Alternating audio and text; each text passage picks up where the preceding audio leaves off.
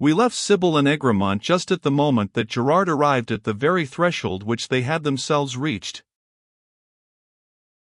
"Ah! My father," exclaimed Sybil, and then with a faint blush of which she was perhaps unconscious, she added, as if apprehensive Gerard would not recall his old companion, "You remember Mr. Franklin?" "This gentleman and myself had the pleasure of meeting yesterday," said Gerard, embarrassed, while Egremont himself changed color and was infinitely confused. Sybil felt surprised that her father should have met Mr. Franklin and not have mentioned a circumstance naturally interesting to her. Egremont was about to speak when the street door was opened. And were they to part again, and no explanation? And was Sybil to be left with her father, who was evidently in no haste, perhaps had no great tendency, to give that explanation? Every feeling of an ingenuous spirit urged Egremont personally to terminate this prolonged misconception. "You will permit me, I hope," he said, appealing as much to Gerard as to his daughter, "to enter with you for a few moments." It was not possible to resist such a request, yet it was conceded on the part of Gerard with no cordiality. So they entered the large gloomy hall of the house, and towards the end of a long passage Gerard opened a door, and they all went into a spacious melancholy room, situate at the back of the house, and looking upon a small square plot of dank grass, in the midst of which rose a very weather-stained Cupid, with one arm broken, and the other raised in the air with a long shell to its mouth. It seemed that in old days it might have been a fountain. At the end of the plot the blind side of a house offered a high wall which had once been painted in fresco. Though much of the colored plaster had cracked and peeled away, and all that remained was stained and faded, still some traces of the original design might yet be detected: festive wreaths, the colonnades and perspective of a palace. The walls of the room itself were wainscoted in panels of dark-stained wood, the window curtains were of coarse green worsted, and encrusted with dust so ancient and irremovable that it presented almost a lava-like appearance. The carpet that had once been bright and showy was entirely threadbare, and had become grey with age. There were several heavy mahogany armchairs in the room, a Pembroke table, and an immense unwieldy sideboard, garnished with a few wineglasses of a deep blue color.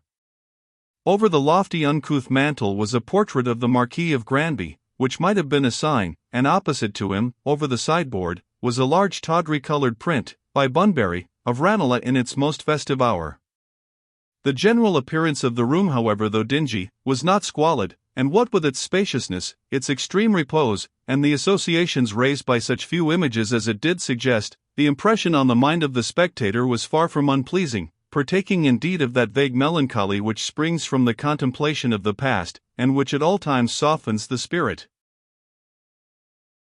Gerard walked to the window and looked at the grass plot. Sybil, seating herself, invited their guest to follow her example. Egremont, not without agitation, seemed suddenly to make an effort to collect himself, and then, in a voice not distinguished by its accustomed clearness, he said, "I explained yesterday to one who I hope I may still call my friend, why I assumed a name to which I have no right."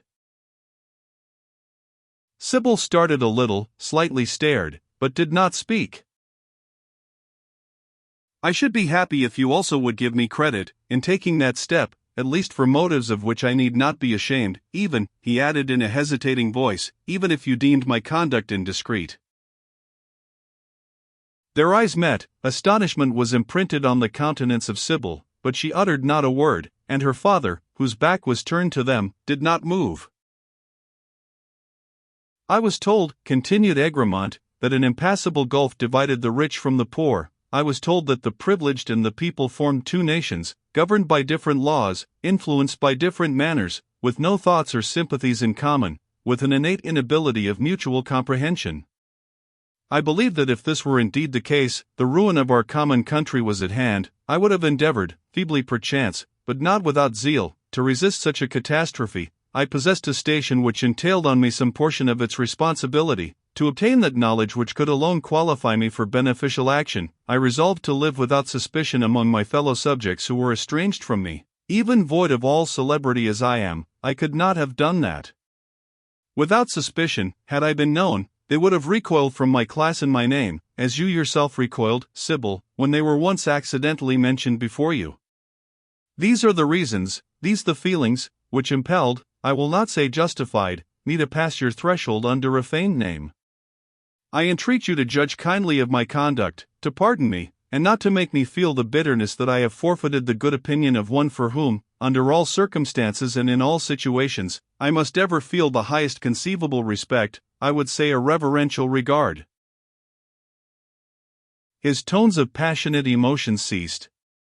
Sybil, with a countenance beautiful and disturbed, gazed at him for an instant, and seemed about to speak, but her trembling lips refused the office. Then with an effort, turning to Gerard, she said, "My father, I am amazed. Tell me, then, who is this gentleman who addresses me?"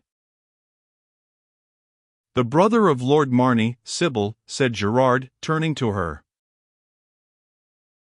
"The brother of Lord Marney," repeated Sybil, with an air almost of stupor. "Yes," said Egremont, "a member of that family of sacrilege, of those oppressors of the people, whom you have denounced to me with such withering scorn." The elbow of Sybil rested on the arm of her chair, and her cheek upon her hand. As Egremont said these words she shaded her face, which was thus entirely unseen. For some moments there was silence. Then looking up with an expression grave but serene, and as if she had just emerged from some deep thinking, Sybil said, "I am sorry for my words, sorry for the pain I unconsciously gave you, sorry indeed for all that has passed, and that my father has lost a pleasant friend." "And why should he be lost?" said Egremont mournfully, and yet with tenderness. "Why should we not still be friends?" "Oh, sir," said Sybil, haughtily, "I am one of those who believe the gulf is impassable." "Yes," she added, slightly but with singular grace waving her hands, and somewhat turning away her head, "utterly impassable. There are tumults of the mind when like the great convulsions of nature all seems anarchy and returning chaos, yet often in those moments of vast disturbance, as in the material strife itself, some new principle of order, or some new impulse of conduct, develops itself, and controls and regulates and brings to an harmonious consequence, passions and elements which seemed only to threaten despair and subversion. So it was with Egremont. He looked for a moment in despair upon this maiden walled out from sympathy by prejudices and convictions more impassable than all the mere consequences of class. He looked for a moment, but only for a moment, in despair. He found in his tortured spirit energies that responded to the exigency of the occasion. Even the otherwise embarrassing presence of Gerard would not have prevented, but just at this moment the door opened, and Morley and another person entered the room.